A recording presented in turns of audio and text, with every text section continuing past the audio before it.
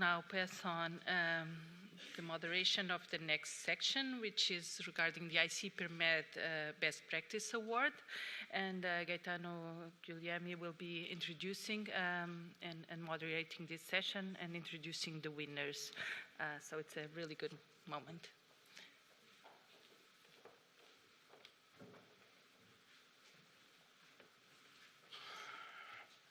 Ladies and gentlemen, good morning. As a member of the Secretariat of the ICPerMed, I report to you the information on,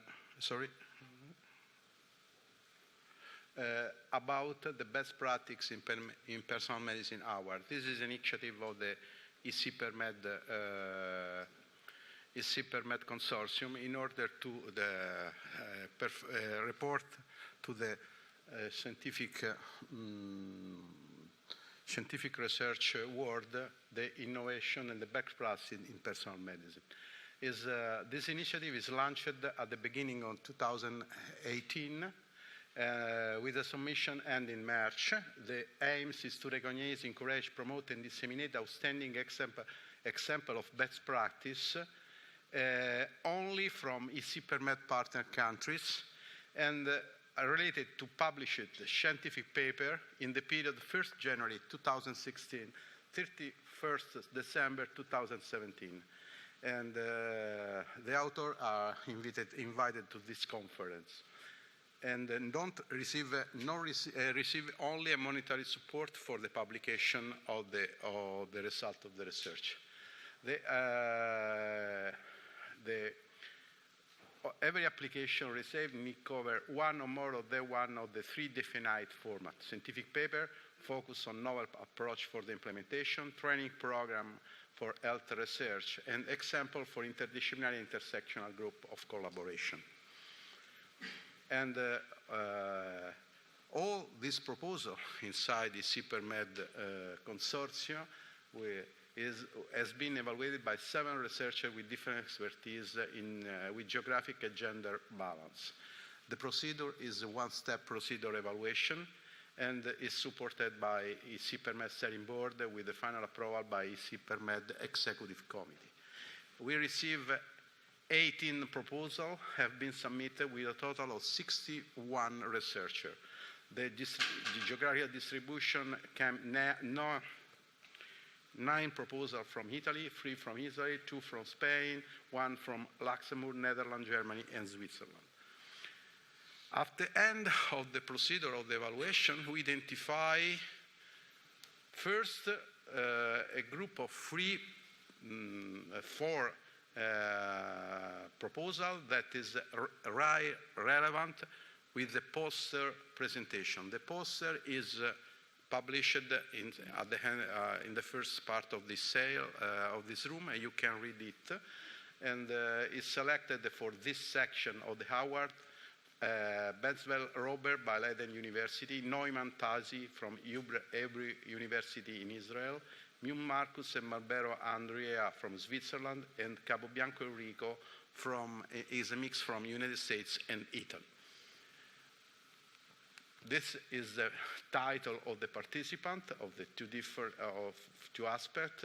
For Leiden University, reducing the risk of catheter associated with urinary tract infection via smart port application for patients, and from Capobianco, value from United States and Italy, value of information analysis in personalized medicine. And from Switzerland, from Neumann, Marcus, and Barbero Andrea, nasal chondrocyte-based engineered autologous cartilage tissue for repair of articular cartilage defect, and harmonization study for the use of 22C3 PDL1 immunohistochemical stain on Ventana platform. This is a little summary, and you can read the poster in this room. But at the end of this procedure, we identify 3 winners. This is a winner that today will give to you a short presentation of this work. Is possible at the end of the presentation. Every member is around 10 minutes to describe to you the research. At the end of the research,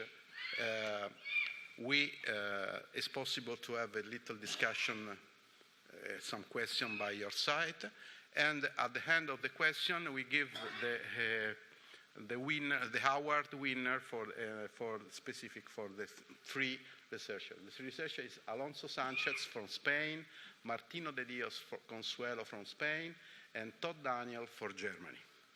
This is the project from Alonso Sanchez.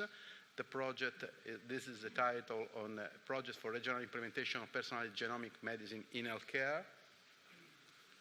For Consuelo Martin de Dios, Proposal of Recommendation for a National Strategy of Personalized Medicine Report. And Todd, in vivo evidence for ribavirin-induced mutagens of the Hepatitis B virus genome. You view that is in different areas, particularly specific, this is in basic translational research, and the other in the organization on the personal medicine that is a relevant aspect in the policy of the personal medicine. I give you the information that is a decision of the ICPerMed consortium to repeat this experience on the best practice recognition also in the next year with a second call with the title Personal Medicine for all citizens and patients with sustainable health system. And the deadline of the submission is fixed now in the 21st of January. Applicant is open worldwide, not only a ICPerMed consortium member, and we report the result of this selection in the next Madrid workshop in 2019. And we use the same criteria of the evaluation procedure of the first call. For information about this new call, you can visit the ICPerMed website, and from the Italian Secretariat team, there is the name of the two officers that is involved in this activity. And now, give the floor to the winner. I ask to Alonso Sanchez to come in here for the presentation of the...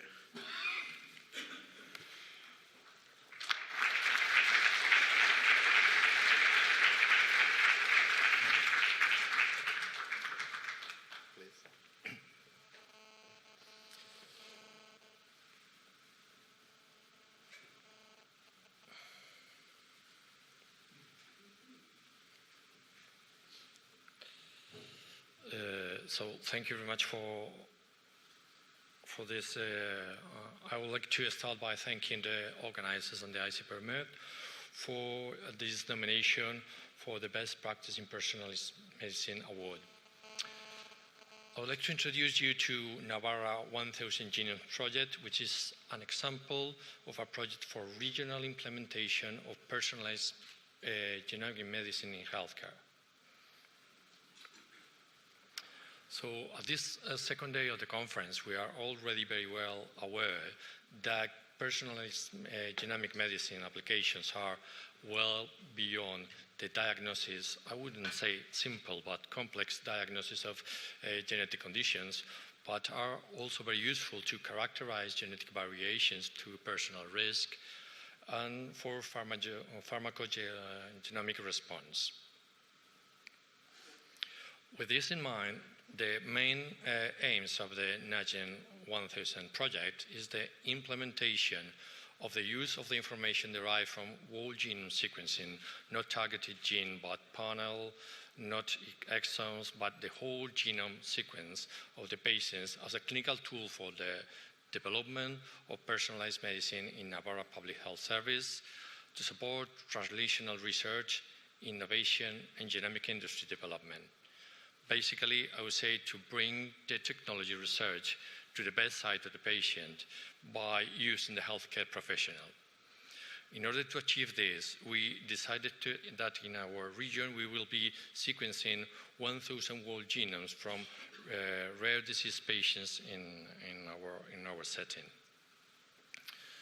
So regarding the methodology, we applied the implementation science, taking into account that it had been mentioned that it would take over 17 years on average to convert the results of the research to the benefit of the patients. So This implementation science tends to promote the integration of research finding in clinical care. The main tools are pilot projects, as the one I am presenting to you, and the identification of barriers. So the local barriers we found were mainly in 5 different fields. The first one is the codependent technology. We did not have a high throughput genome sequence facility, nor we have bioinformatics platform staff, and we lack of preclinical evidence of the effectiveness of the intervention we aimed. So the second one came from the ICT technology. We did not have supercomputing or adequate infrastructures, and our electronic health records were inadequate to connect with genomics. A major issue came from the ethical and legal regulations. It were concerns over consent of, and privacy of genomic data, the ownership of genomic information for research and marketing purposes, and also we did not have a legal framework for this regulation. Another group of barriers came from the education and awareness, mainly related to the resistance of the doctor to change the medical practice. And also we did not have the adequate profiles in the health workforce. And it was obvious that the public was unaware of the main applications of this kind of technology to their health. And finally, we find that some barriers were related with sustainability. It was a misalignment of the finance initiatives, and we did not have a regional or a national strategy for personalized medicine. So with these barriers in mind, we took some key actions for this implementation. The first one was to optimize the use of pre-existing public infrastructures. So we aim to use the sequencing platform and the bioinformatics platform funded by the Spanish Ministry of Science and the Catalan government, and also by the Andalusia government. Another key action for this implementation was to adapt and to build in new ICT solutions with supercomputing facilities and also high capacity storage nodes. But one key action we took, it was the adaptation of the electronic health record, mainly related. We were able to we were able to put an icon with the information of the project in every single electronic health record of the patients all across our health system. So every single doctor seeing a patient just click on the icon and see the information about the projects. It also has a guiding tool saying them what kind of patients they will be able to recruit and what were the selection criteria for that. And an additional development made it possible to report back into every patient's electronic health record to see the results of the project and to see any other finding of the genomic analysis we have done that could be useful for the application in the health of the patient. Some other key actions for this implementation were education and training. In related to this, I would like to mention that it was essential to designate 18 especially coordinators or champions who were especially trained for this role, and these had the mission to spread the word to their specialty colleagues, to lead them and to guide them to recruit the patients, to refer the patient, and more essentially, they were essential to be able to analyze the information from the genetic analysis and to validate it for clinical use. Some other actions were related to dissemination. We organized monographic symposiums, hospital clinical session, national and international communications, general public informations, especially related to patients association. And we also have a website that you are very much welcome to visit if you want to get some more information on the project. But the key result of this implementation, I would like to bring your attention on to this, is that 30% of the patients participated in this program have achieved a diagnosis. And I will especially note that these are not patients in a very specific or high-level scientific unit, especially with expert on that conditions. These are ordinary patients referred by ordinary physicians, mainly consultants, that were referring patients, most of them who had not had a medical diagnosis for years and years. So, and also, I would like to also bring your attention to the fact that the genetic mutations, most of them were new, not known, and even I would like also to mention that some of the genes have never been related to a genetic condition, which is very, very scientific interest. Another very important result, and I would like to remark this, is that we found about 5% of the patients carrying very important mutations on essential genes related to cancer, like BRCA2, or familial adenomatous polyposis, or severe conditions like Wilson disease. But also, it is important to see that 100% of our patients did have a pharmacogenomic result, which obviously will influence the prescription of drugs to these patients. And the mean rate of mutation in each patient was 3.5 of a genetic alteration, modifying their pharmacogenomic prescription for them. So, as a conclusion, NAGEN MIL is a model for personalized genomic medicine implementation in a public health service. It shows that it is possible to get multidisciplinary participation, optimize the use of the resources, provides training, produce scientific findings, opens the integration and analysis of big data health, and promotes innovative ICT solutions, encourages the adaptation of ethical legal principles to new technologies, facilitates the cooperation between sectors, evidences the need for national and international strategies, and at the end, it enables the application of genomic medicine and prepares the basis for personalized medicine. I would like to end by thanking all the key authors of this implementation, and also the Navarra government, and especially the industry department for funding this project. Thank you.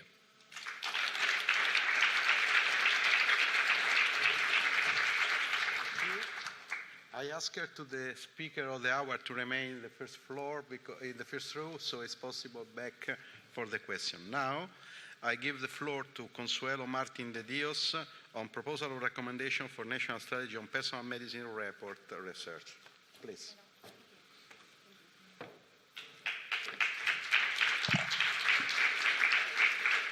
Hello, good morning. It's a pleasure for me to be today here in this conference organized so well by ICPerMed.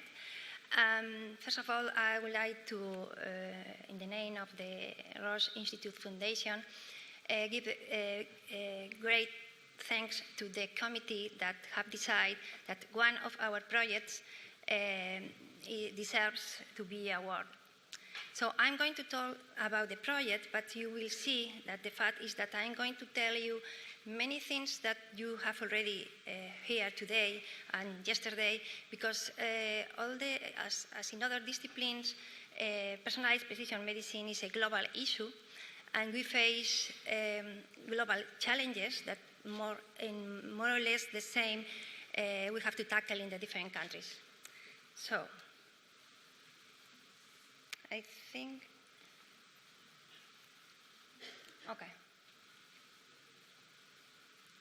Which button I have to up? Okay, thank you.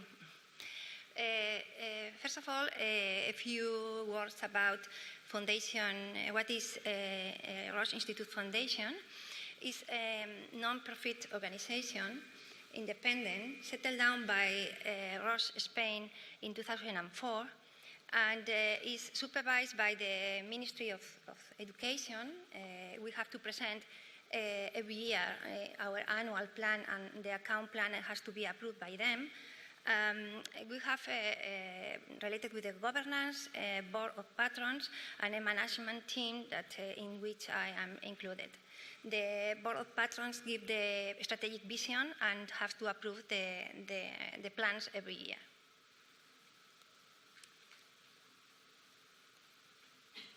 So the mission of the Roche Institute Foundation is to increase the knowledge on personalized precision medicine, to contribute that Spain will be at the forefront of innovation in health. With this in mind, we realize that many countries of our environment has already set strategies or plans related with precision, personalized, genomic medicine. However, in Spain, there was many initiatives at regional level, as the previous one talked about, that has been explained by Ángel Alonso, but there was not a national strategy that make a comprehensive route map in order to implement personalized precision medicine in our country. So we decide to work on a document that could be a starting point for a national strategy in our country. With this in mind, our objective was to identify key elements and elaborate a proposal of recommendations for the development of a national strategy for personalized precision medicine. By doing this, we fulfill some other secondary objectives, however, not less important, as to improve the clinical results in patients, quality and quantity of life, to contribute to avoid inequities and to promote access to top quality personalized medicine, and to contribute to the sustainability of the national health system. At the end, as in our mission, we said to position Spain at the forefront of personalized precision medicine.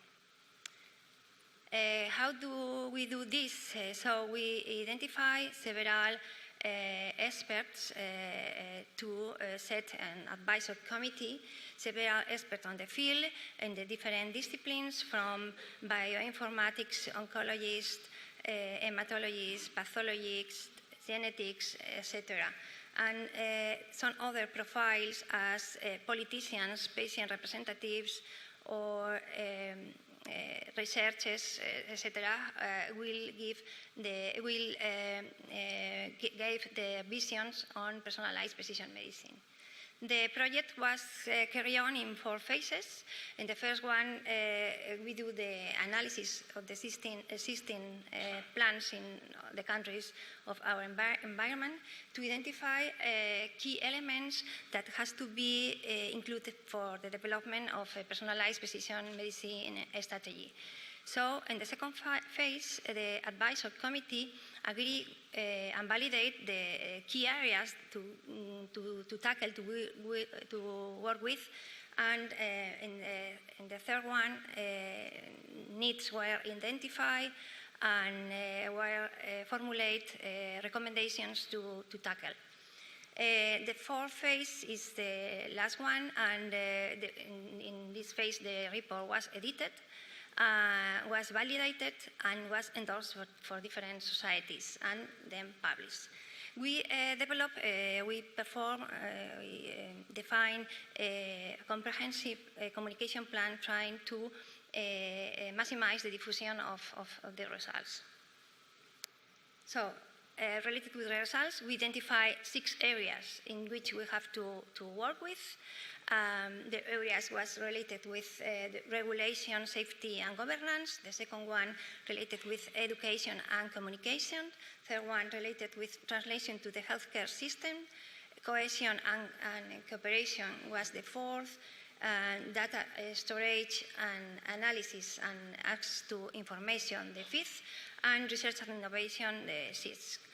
It was identified some needs and 56 recommendations were formulated to move forward on the development of personalized precision medicine. We published the document. This is the document that we published. We have a few pieces here, but you will see that it's possible to get on our website. I'll tell you later. And the report was endorsed by 10 scientific societies related with personalized precision medicine. It was presented on a press meeting in the 22nd of March last year. This press meeting caught a lot of big attention on the media, printing media and social media too. We get through Twitter 50,000 accounts. That is a big, under the point of view of social media, is a very representative impact. And Roche Foundation was asked by the Health Ministry to present the document, and we were requested to on the Genomic Study Commission that was created at the Senate to present to our results. And so far, our report has been awarded by 2 organizations as one of the best policy papers in 2017 and 2018, and now we received this award, and we are very happy with this. So, jumping to conclusions, I pick up some of the main conclusions. The first one is obvious. You really, because you are here, you will agree with me that personalized precision medicine is a change of paradigm. On the way that healthcare is delivered, there is a need of a change of culture, and this is not easy, this is not fast, this is step by step. Our country, Spain, needs a national strategy to develop, to implement, to go forward on personalized precision medicine. Some specific issues related to sensitive information must be regulated. A specific budget must be allocated if we want to develop a proper strategy. A specific education on personalized precision medicine in graduate and postgraduate studies is needed. Reference centers and biobanks must be encouraged. Ensure compatibility between information systems and interoperability electronic health record is needed. Infrastructure and resources for computing, handling, analysis and data storage is needed. And we need a national coordination framework for the strategy. This must be defined. And last but not least, enhance the awareness on personalized precision medicine among patients, patient groups, society, and in public in general is needed. If you want to get deeper in the document, you can find it in our website. It's in Spanish, but there is a version in English. You can download if you want. Here you have our website.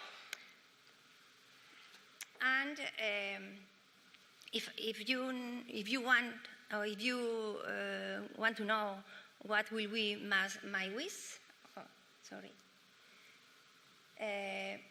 my wish, as the Obama announced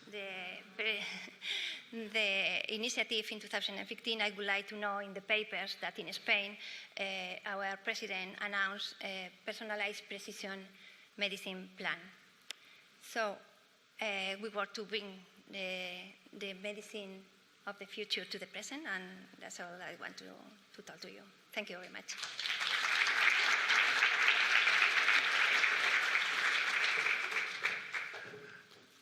personal medicine is the new strategic area, is a new field in the research, and so is a space for the new researcher. The last hour winner is Daniel Todd, is one of these new researchers that is involved in this area and present the in vivo evidence for ribavirin-induced mutagenesis of the hepatitis B virus genome. Please.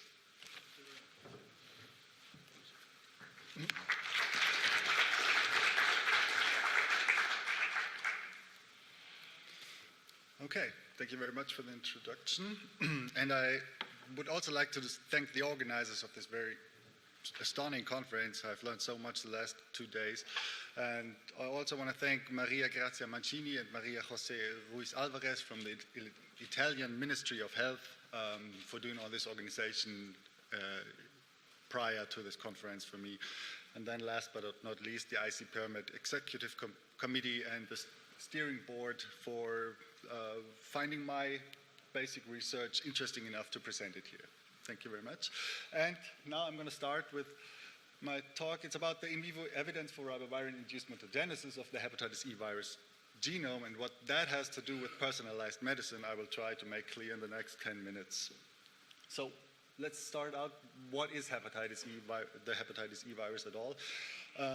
What most people don't know, it's actually the most common cause of acute viral hepatitis worldwide, with about 3 million symptomatic cases and about 70,000 Hep E related deaths per year.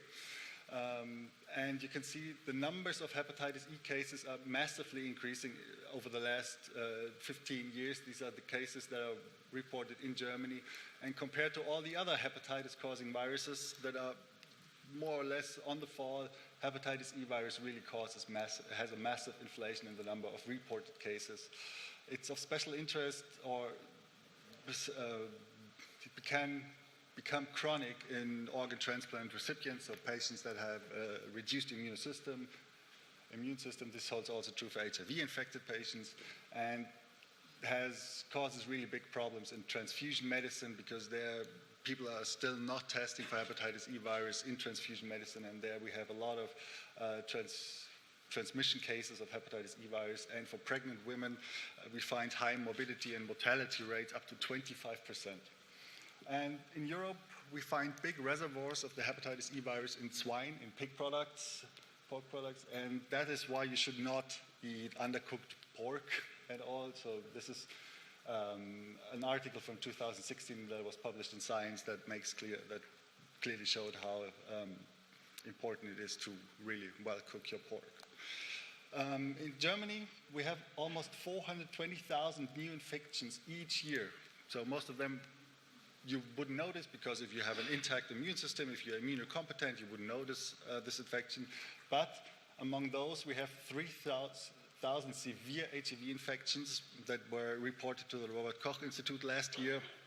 And those severe infections then have to be treated with ribavirin. This is actually the only medication that is currently available to treat hepatitis E virus. And some of those people won't be able to clear the virus, even under therapy. We call them, they do not achieve a sustained virological response. And what I said, big problems in the transfusion medicines. Calculations range around 1 out of 1,250 blood products are HIV-RNA positive, so there's a possible risk of transmitting the virus through these blood products. This is just to show you that hepatitis E virus has a worldwide distribution. You can find it all around the world with the different genotypes that differentiate between the industrialized nations and the Africas and Southeast Asia. And usually, like I mentioned, the hepatitis E virus infection is asymptomatic and you would have a fast recovery. But in a few cases, you would have acute hepatitis, and upon ribavirin treatment, you're usually able to clear the virus. And this just goes along with fever, some digestive disorders, and an icteric phase of about 2 weeks. But hepatitis E virus infection can become chronic and then cause a hepatitis, especially in immunocompromised patients, like I mentioned that before. 1 to 2% of those patients end up with a fulminant hepatitis. This is a destruction of the liver, and This can lead to hepatocellular carcinoma and also cirrhosis. Treatment, like I said, it's just ribavirin possible. Some of the patients will be able to clear the virus and achieve a sustained virological response, while others will fail the treatment. This one, yeah. This is just ribavirin, the proposed modes of action for ribavirin. I just want to really skip over this. It's just important to know for you that ribavirin causes an RNA mutagenesis in replicating viruses. And that is also very important to understand the project, because until now you've heard a lot of whole genome sequencing about transcriptomics and exome sequencing and so on and so on. But this is always on the host side. We are now sequencing the virus. And as hepatitis E virus is an RNA virus, and for RNA viruses it's very typical that they're polymerase. That's the enzyme they need to replicate. This polymerase does not have a proofreading function. And that is why hepatitis E virus accumulates a lot of mutations during replication processes. So if you have an infection, you start out with a very defined population of your virus. And during different replication cycles, the virus will accumulate so-called single nucleotide variants. And each of those dots is now a single nucleotide variant. And in the next cycle, a replication cycle, it will acquire more mutants. And it will develop some kind of, it's called a swarm. It's an inter-host population, a viral population. It's also referred to as a quasi-species. And the interesting thing about it is that the consensus sequence of the viral population is still the same. So even if the quasi-species differentiates so much, it accumulates different SNPs, single nucleotide variants, but the consensus sequence still remains the same. It's only if the majority of the viral individuals have this mutation, you will also find it in the consensus sequence. And that's a big problem, because first-generation sequencing methods would only be able to give you an impression of your consensus sequence.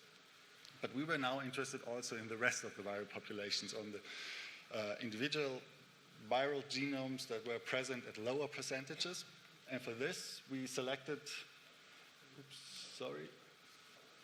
we had a study in which we enrolled acute resolvers. So these were patients that were acutely infected and resolved the virus.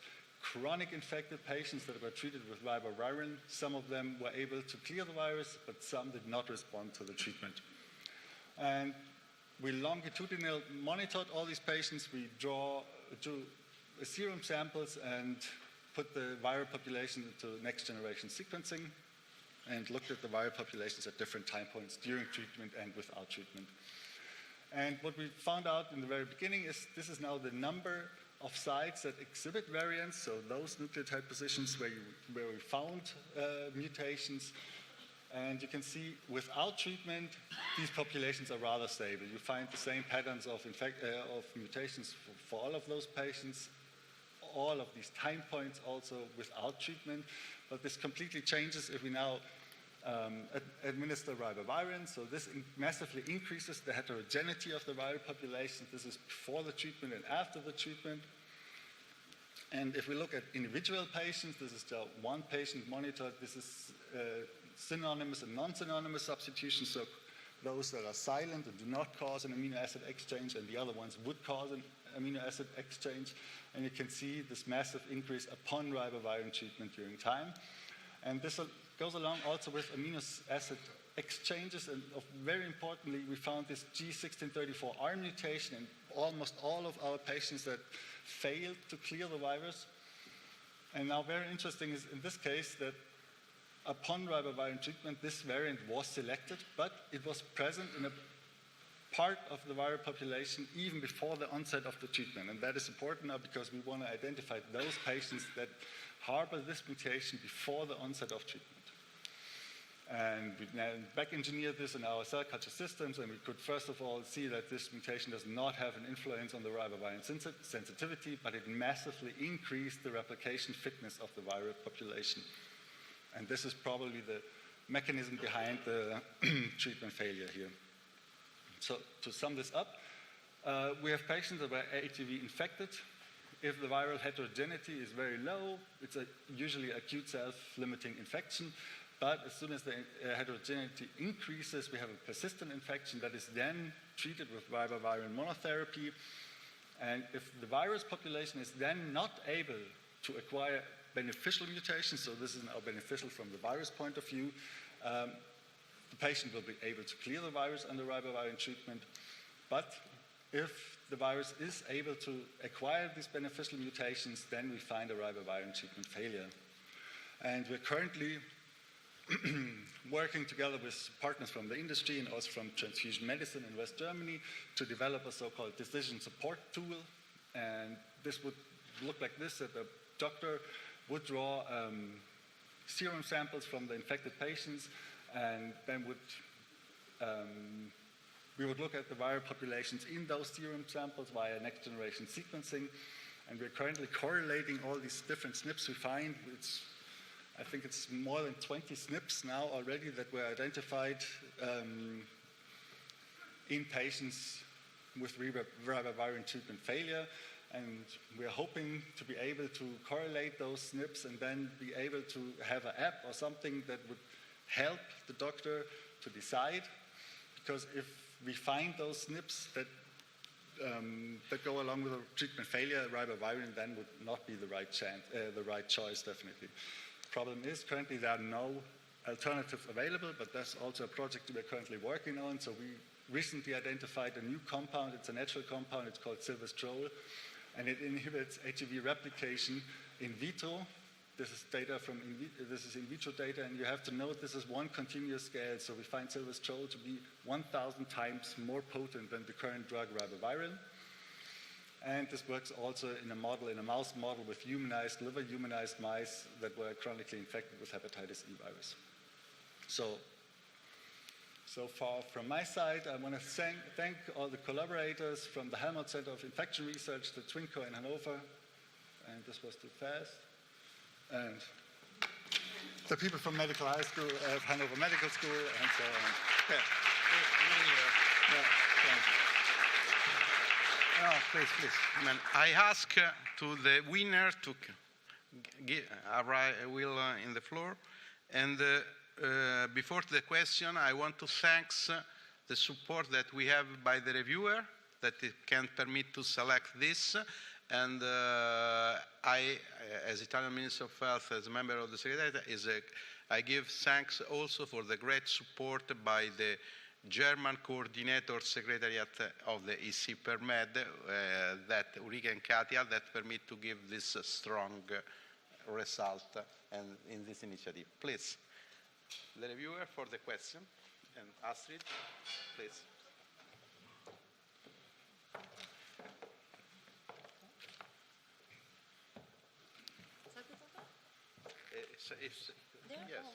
Here, if there are some questions. You have no more time, but you have some question for this or no? Only two? Please. Okay. Yes, it's just about the last intervention, and it's not really a question to the speaker, but more a general question on the definition of personalized medicine. For me, when we're talking about personalized medicine, that means that there is something in the patient that makes a difference between two patients. And when we come to infectious diseases, that's the same issue for antimicrobial resistance. We come to differences in the infectious agent.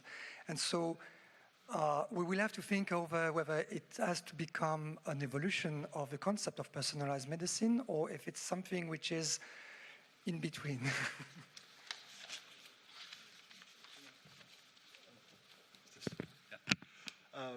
That's a good point, yeah. Our vision of the future would be that you just draw a serum sample from your infected patients, and then you don't only get information about which virus infects the patient or has infected the patient, but also about which mutants or which variants does this virus carry. And then in the optimal case, you would then have a panel of different medications available, and that would be able to be given for certain patterns of variations in the virus, for example. And yeah, that's what this decision support tool aims to,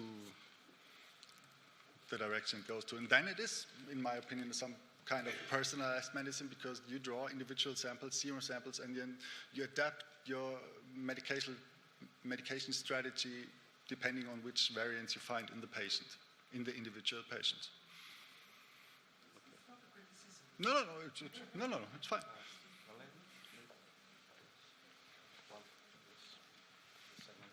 Thank you. Susan Kentner from the German Cancer Research Center in Heidelberg. Yesterday, we heard some very interesting examples of bottom-up programs that also pointed out a lot of the obstacles to implementing personalized medicine. And today we've heard about some interesting top-down initiatives from governments for kind of implementing personalized medicine. I'm wondering though, I mean, I think it's a major accomplishment to develop a regional or national strategy for rolling out personalized medicine, but I'm wondering, how do you know when you're successful? Have you defined some specific milestones or key performance indicators? How do you monitor the success of your strategy? Is it possible? Well, the fact is that we are an organization. We don't become to the government. We cannot establish a national strategy. The thing we do is develop some ideas, develop a document that could serve as a starting point, could serve as a way of speed up the establishment of a strategy from health authorities. So you talk about milestones. For us, for instance, to be here is one of our milestones. The recognition of that the document has a role as a policy paper. This is a real milestone. That I already told you that we have been asked by the Health Ministry to present our document. This is another milestone we achieve. So we cannot develop the strategy, but we can help to create awareness, to develop awareness among all the stakeholders, from politicians to patients, to push the development of a strategy at national level. Okay.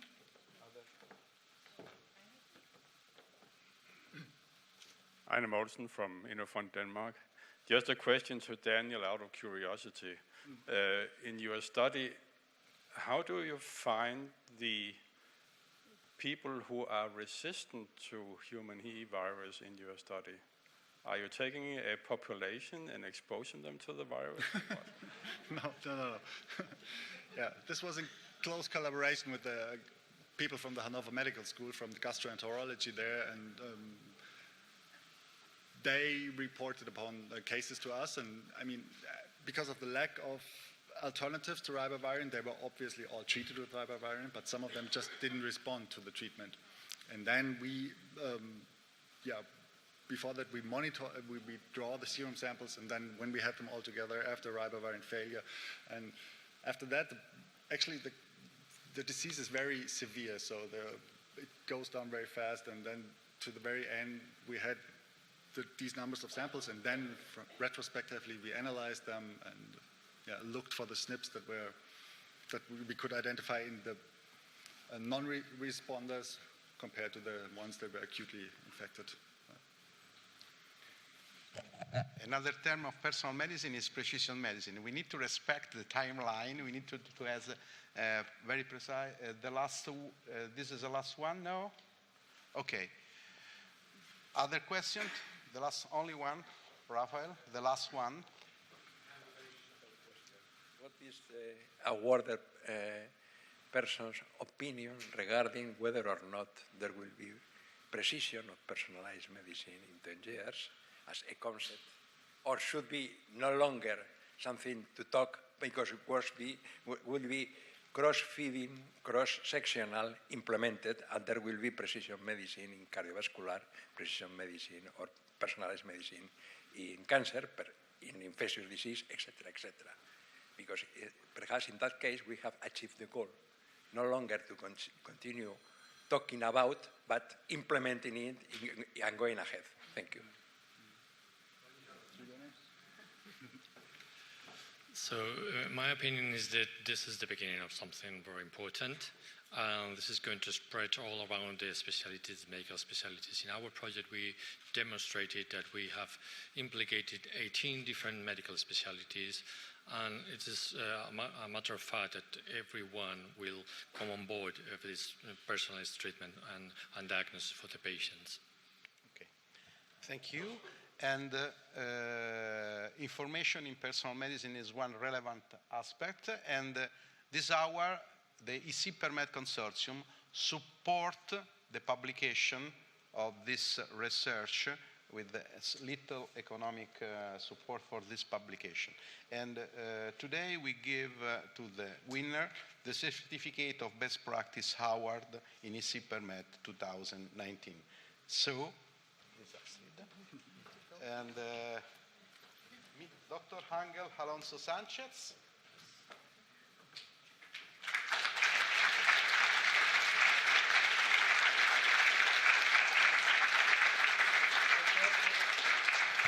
Dr. Consuelo Martin de Dios.